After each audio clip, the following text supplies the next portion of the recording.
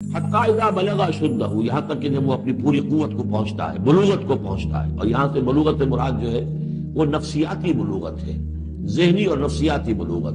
ایک جسمانی بلوغت ہوتی ہے، وہ تو 16 17 18 اس سال کے اندر آدمی جو ہے وہ پورا بالغ ہوتا ہے. لیکن جسمانی بلوغت نہیں، یہاں جو ہے 40 برس کا ذکر آ رہا ہے. حتی اذا بلغ اشدہ وبلغ 40 سنۃ، جب وہ 40 برس کا ہو جاتا ہے. سائیکولوجیکل میچورٹی جو ہے انسان کی وہ 40 برس کی ہے. یہی وجہ ہے کہ 40 برس ہی کی عمر میں جو بھی نبوت جو ہے وہ ملتی تھی. حضور کو بھی 40 برس کی. فلما بلغ 40 سنۃ حبب الیہ الخلا فکان یخلو بغار حرا. ایک حدیث ہے بڑی پیاری جس کی راویہ ہیں ام المومنین حضرت عائشہ صدیقہ رضی اللہ تعالیٰ عنہ، جس میں فرمایا انہوں نے کہ حضور نے مجھے بتایا کہ جب میری عمر 40 برس کے قریب ہوئی تو مجھے خلوت گزرنی محبوب ہو گئی، تنہائی میں بیٹھ کر. اور پھر آپ جا کر کئی دن کئی راتیں جو ہے غار حرا میں آپ تنہا رہتے تھے، خلوت گزری. پھر وہیں پر وہی کا آغاز ہوا ہے. تو 40 برس کی عمر. اگرچہ استثناءات ہیں، حضرت یحییٰ کے بارے میں ہم پڑھ چکے ہیں سورہ مریم میں، آتیناہ الحکم صبیہ، بچپن ہی میں اللہ نے انہیں حکمت عطا فرما دی، اور ان کو جو بھی وہ میچورٹی ہے اللہ نے بہت ابتدائی عمر میں عطا فرما دی. حضرت عیسیٰ کا معاملہ بھی ایسا ہی ہے، لیکن عام قاعدہ قانون وہی ہے 40 برس کا. تدبر قرآن مولانا امین احسن اصلاحی. یعنی جو شخص اپنے ماں باپ کے حقوق پہچانتا ہے، وہ جب جوانی اور عمر کی پختگی کو پہنچتا ہے تو اس کی طبیعت کی یہ سلامت روی لازماً اس کے اندر رب حقیقی کے حق کا شعور بھی بیدار کر دیتی ہے. وہ ماں باپ کی شفقت و محبت اور ان کی پرورش و پرداخت کے اندر اپنے اصل خالق کی مہر و محبت اور اس کی ربوبیت کی ایک جھلک لیتا ہے، اور یہیں سے اسے اس پروردگار حقیقی تک پہنچنے کی راہ مل جاتی ہے جس نے اس کی پرورش کے لیے ماں باپ کا سایہ عاطفت مہیا فرمایا. گویا ایک حق کا احساس اس کو دوسرے اس سے بڑے حق کے ادا کرنے کے لیے اٹھا کھڑا کرتا ہے. اگر کسی کے اندر ماں باپ کے حقوق کا احساس بیدار نہ ہو تو اس کی رسائی خدا کے حقوق تک نہیں ہو سکتی. اس منزل تک پہنچنے کے لیے نشان راہ دراصل ماں باپ کے حقوق ہی ہیں. جس نے اس دروازے کو نہیں کھولا اس کے لیے آگے کی راہ مسدود ہی رہے گی. فرمایا کہ اس طرح کا سلیم الفطرت انسان جب اپنی پختگی خاص کر 40 سال کی عمر کو پہنچتا ہے تو وہ اپنے رب سے یہ دعا کرتا ہے کہ اے رب تو مجھے سنبھال کہ میں تیری ان عنایات کے شکر کی توفیق پاؤں جو تو نے مجھ پر اور میرے ماں باپ پر فرمائی، اور ایسے نیک عمل کروں جو تجھے پسند ہیں، اور میری اولاد میں بھی میرے صالح وارث اٹھا.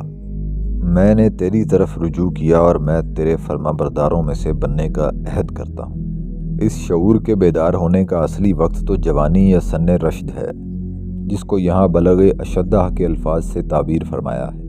لیکن رشد کے پیدا ہونے میں اصلی عامل کی حیثیت صرف عمر ہی کو حاصل نہیں ہے، بلکہ اس میں ماحول، تربیت اور دوسرے عوامل کو بھی بڑا دخل ہے.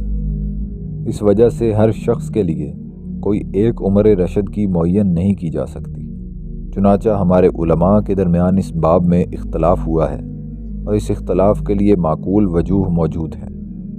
میرے نزدیک اللہ تعالیٰ نے ہماری طبیعت کی کمزوریوں کا لحاظ کر کے اس میں وسعت رکھی ہے، اور 40 سال کی عمر وبلغ 40 سنہ کا ذکر یہاں اس کی آخری حد کی حیثیت سے فرمایا ہے. مطلب یہ ہے کہ جوانی کو پہنچ جانے کے بعد یہ شعور ہر سلیم الفطرت انسان کے اندر بیدار ہو جانا چاہیے.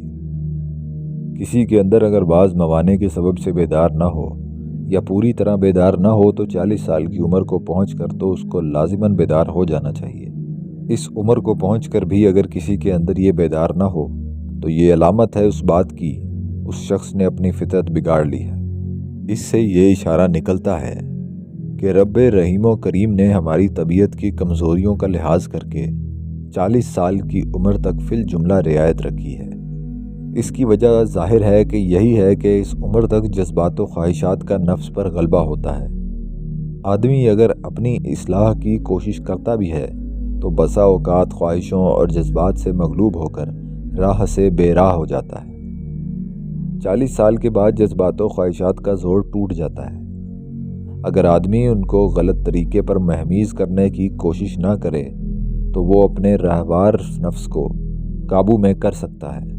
اس وجہ سے اس کے بعد اسے کسی مزید الاؤنس کی توقع نہیں کرنی چاہیے. یہ امر یہاں ملحوظ ہے کہ یہاں جو بات فرمائی گئی ہے عام انسانی فطرت اور عام انسانی ماحول کو پیش نظر رکھ کر فرمائی گئی ہے، ایک خالص اسلامی معاشرہ اور اسلامی ماحول کو پیش نظر رکھ کر نہیں فرمائی گئی ہے۔ ایک بگڑے ہوئے معاشرے کے اندر مزاحمتیں زیادہ ہوتی ہیں، اس وجہ سے اللہ تعالیٰ ان لوگوں کے ساتھ خاص رعایت فرماتا ہے جو اس طرح کے معاشرے کے اندر اپنی اصلاح کی کوشش کرتے ہیں۔ ایک اسلامی معاشرے میں یہ مزاحمتیں نہیں ہوتی، اس وجہ سے اس میں لوگوں کی مصولیت بھی زیادہ ہے۔ فی ظلال القرآن سید قطب، یہاں تک کہ جب وہ اپنی پوری استطاعت کو پہنچا اور 40 سال کا ہو گیا تو اس نے کہا، اے میرے رب، مجھے توفیق دے کہ میں تیری ان نعمتوں کا شکر ادا کروں جو تو نے مجھے اور میرے والدین کو عطا فرمائی، اور ایسا نیک عمل کروں جس سے تو راضی ہو، اور میری اولاد کو بھی نیک بنا کر مجھے سکھ دے۔ میں تیرے حضور توبہ کرتا ہوں اور تابع فرمان مسلم بندوں میں سے ہوں۔ انسان سن رشد کو 20 اور 40 کے درمیان پہنچ جاتا ہے۔ 40 سال رشد و ہدایت کی انتہا ہوتے ہیں، اس میں انسان کی تمام قوتیں مکمل ہو جاتی ہیں اور انسان تدبر اور تفکر میں مکمل ہو جاتا ہے۔ اب یہ تکمیل کے مراحل طے کر جاتا ہے اور اس کے اندر ٹھہراؤ پیدا ہو جاتا ہے۔ اس سن میں پھر وہ مستقیم الفطرت ہو، وہ اس زندگی سے ذرا بلند ہو کر سوچتا ہے اور پھر وہ پوری انسانیت کے انجام پر بھی غور کرتا ہے۔ قرآن مجید ایک ایسی شخصیت کی ذہنی واردات کو یہاں قلم بند کرتا ہے جو فطرت سلیمہ کی مالک ہو۔ اس مرحلے میں جہاں انسان عمر کا ایک حصہ پیچھے چھوڑ چکا ہے اور اگلی عمر میں پھر وہ متوجہ اللہ ہوتا ہے اگر مستقیم الفطرت ہو۔ تفسیر القرآن کریم حافظ عبدالسلام بھٹوی۔ بلغ اشدہ کی تشریح کے لیے دیکھیے سورہ یوسف کی تفسیر۔ اس سلسلے میں 40 سال کی عمر کا ذکر بلوغت کی آخری حد کے طور پر فرمایا ہے، کیونکہ اس عمر میں آدمی کی قوتیں اپنے کمال کو پہنچ جاتی ہیں۔ اس کے بعد انحطاط کا عمل شروع ہو جاتا ہے۔